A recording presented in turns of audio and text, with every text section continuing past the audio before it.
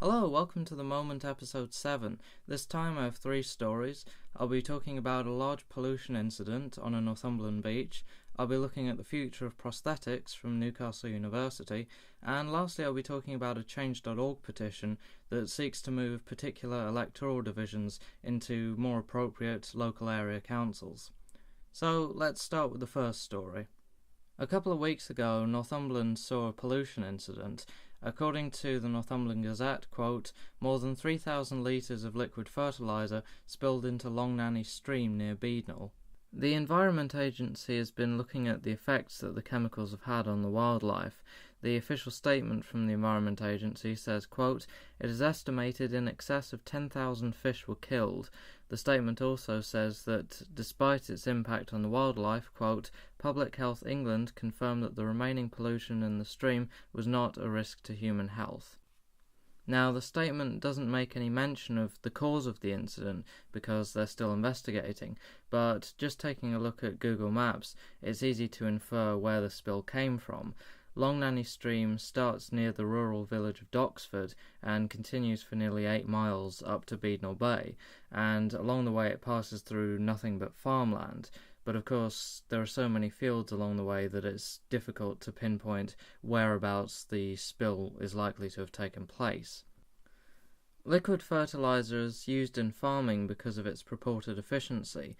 Omex, one of the largest agricultural fluid manufacturers, has a page on their website where they say, quote, liquid fertiliser is easy to store, simple to apply, and can be targeted with an accuracy that solid fertilisers can't.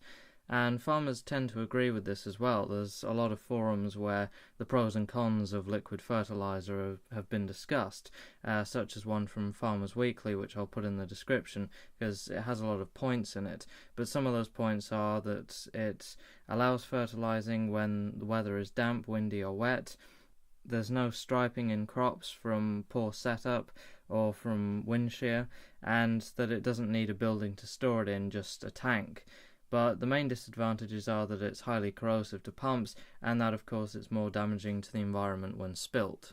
But returning to the concept of efficiency, a lot of these manufacturers claim that liquid fertilizer is more efficient. However, research into the differences between liquid and solid fertilizers seem to show that there's actually very little difference at all. From an article by Tobin Dick from 2013, quote, the difference between liquid and granular fertilizers is negligible, at least when it comes to yields and crop health. And a research paper from 1989 in which experiments were done into the efficiency of liquid versus granular fertilizers says, quote, in comparison with granulated ammonium nitrate, the liquid nitrogen fertilizer was less efficient. Dry matter yields and nitrogen uptake of the grass treated with liquid nitrogen fertilizer were 76% and 73% respectively of the grass treated with granulated ammonium nitrate. Now, of course, in this particular scenario, it's a little bit difficult to come at this from an environmental perspective, because if the fertilizer were liquid or granular, it wouldn't have mattered because it fell into water, and of course the granular would have simply dissolved and had a similar effect to the liquid fertilizer.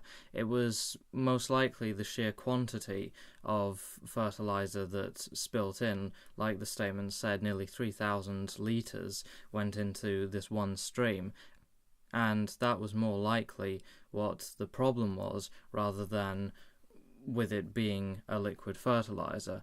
Now, this isn't meant to throw shade at farmers for using fertilizer. Indeed, there are plenty of regulations around how much nitrogen-based fertilizer can be used in what's known as nitrate-vulnerable zones. These zones are described by the European Commission as, quote, areas of land that drain into water polluted by nitrates, and the definition also extends to waters which could become polluted.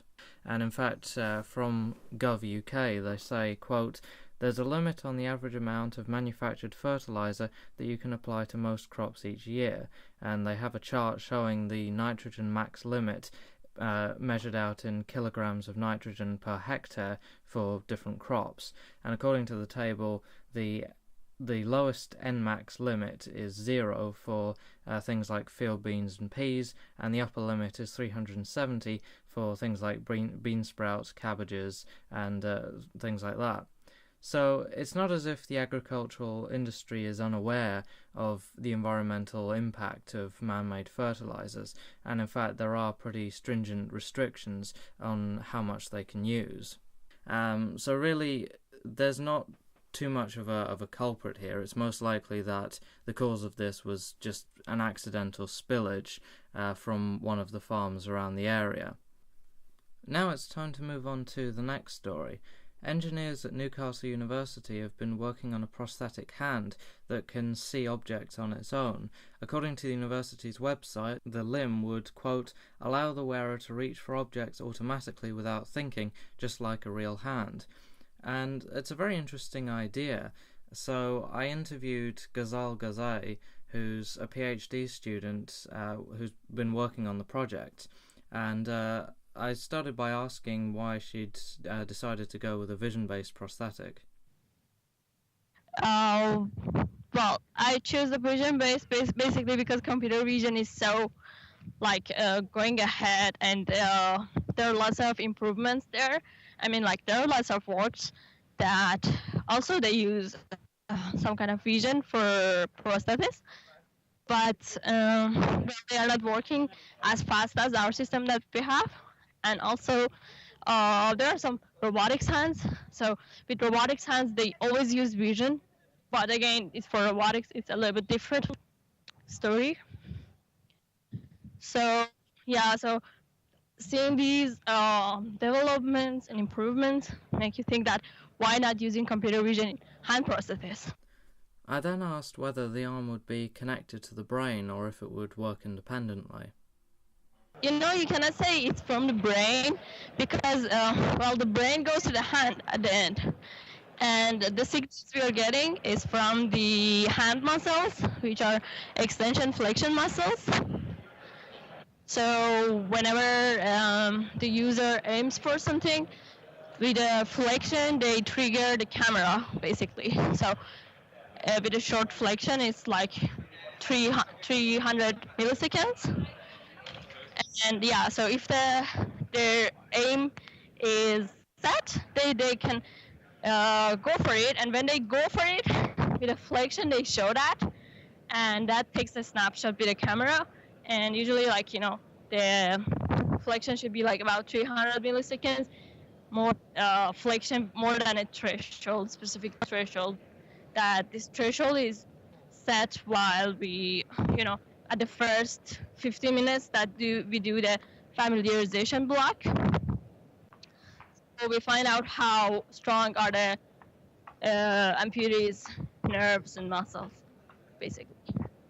Now, in the PDF that was released about the project, it was mentioned that the prosthetic used something called a deep learning structure, and I asked Ghazal if she could explain what that is exactly. The idea is that a deep learning base is basically learning a model based on the data we provide for it. It's the simplest version. So we provided lots of images of different objects which are graspable, so household objects or office objects, something like that. And it's lots of images, and then we manually labeled them based on the grasp type. So for example, a picture of a screw image is labeled as pinch, for example, so which is the smallest grip, and so on. So when we label them, we give these inputs, the images, and the labels as outputs to the deep learning structure. And the beauty is that it automatically learns what kind of features to extract to provide that labels for us.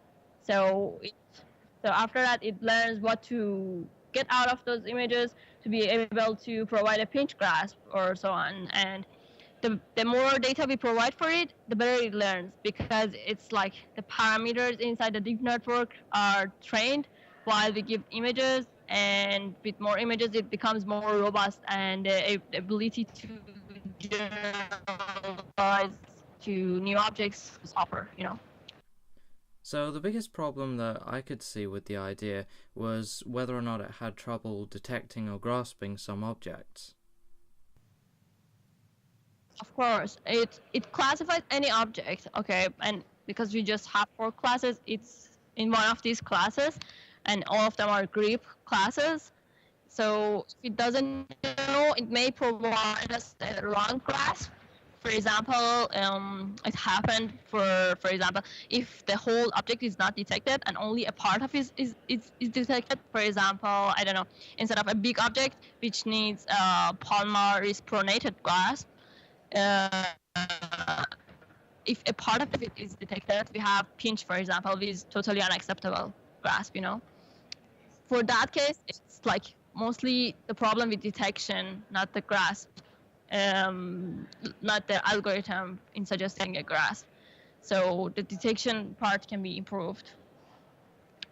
And yeah, but usually the grasp that it suggests are tolerable. I mean, like it's like tripod and palmar, so it's not very different. I mean, you still can grasp big objects with tripod if it's not too big. So usually it's acceptable. So it's somewhere in between, and algorithm confuses tripod with palmar. So, just to clarify, in that last clip, she was talking there about the different types of grips that the prosthetic can employ to pick up objects. So, according to the Newcastle University website, those grips are, quote, palm wrist neutral, such as when you're picking up a cup, palm wrists pronated, such as when you're picking up a TV remote, tripod, which is thumb and 2 fingers, and a pinch grip, which is the thumb and first finger.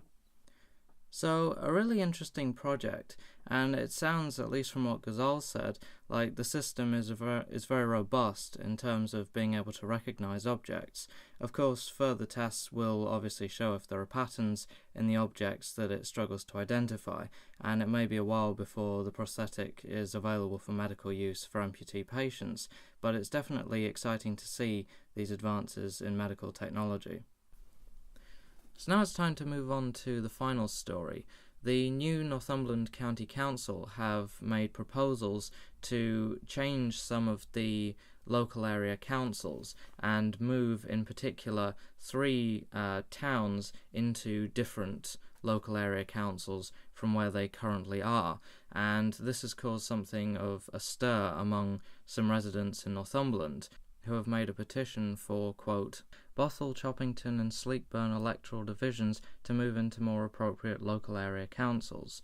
The page on change.org goes on to say, quote, we strongly object to the following: Choppington being placed into the Morpeth LAC, Sleekburn being placed into the Ashington and Blythe LAC, and Bothell being placed into the Morpeth Castle LAC. Now, if we take a look at the decision from a geographical perspective, it really makes no sense. Choppington is only 1.1 miles outside of Bedlington, Sleekburn is 1.6 miles outside of Bedlington, and Bothell is 5 miles from Ashington.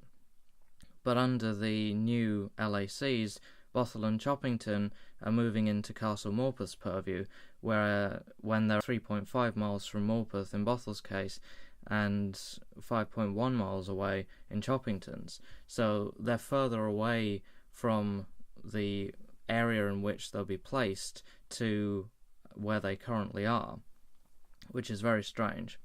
And Sleekburn would be at the very least 3.7 miles from the area that it's being placed into. Now, this is, of course, only a rough approximation that I've done here.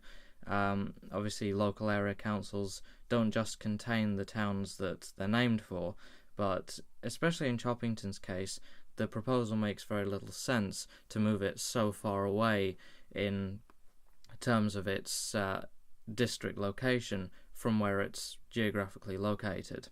So the petition is very much about trying to make Bothell part of the Ashington LAC, with it being geographically closer to Ashington than it is to Morpeth, and making Sleekburn and Choppington part of the Bedlington and Cramlington LAC, because again, they are geographically closest to Bedlington. Now, some of the people who support the position have said that the proposal is politically motivated, and looking at the new placements of especially Bothell and Choppington, it's easy to see why. they're being placed into Morpeth, where they would be 2 of only 4 Labour seats in that local area council. And they would be in an area that has a Conservative majority of 9 seats. So the conclusion that can be drawn here is that by putting these areas in Castle Morpeth, their votes are going to be less effective than if they were in the Bedlington and Cramlington or Ashington LACs, which are both majority Labour LACs. In the case of Sleepburn, however, the political advantage is less clear, as it's going to be moving to Ashington and Blyth, which would be giving the Labour a majority of 13 seats, and the Conservatives have no seats there.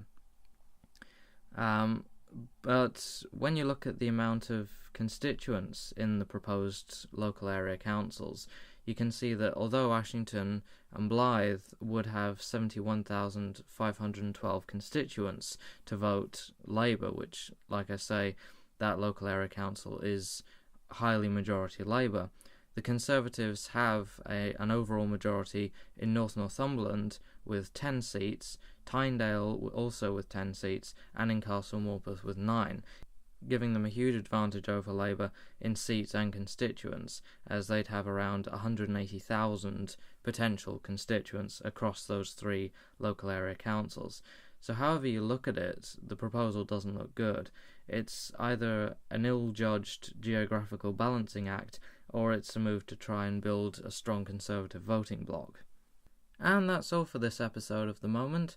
Join me in 2 weeks' time for more from Northumberland and Newcastle. Until then, I'm Oliver Ralph, and this is The Moment.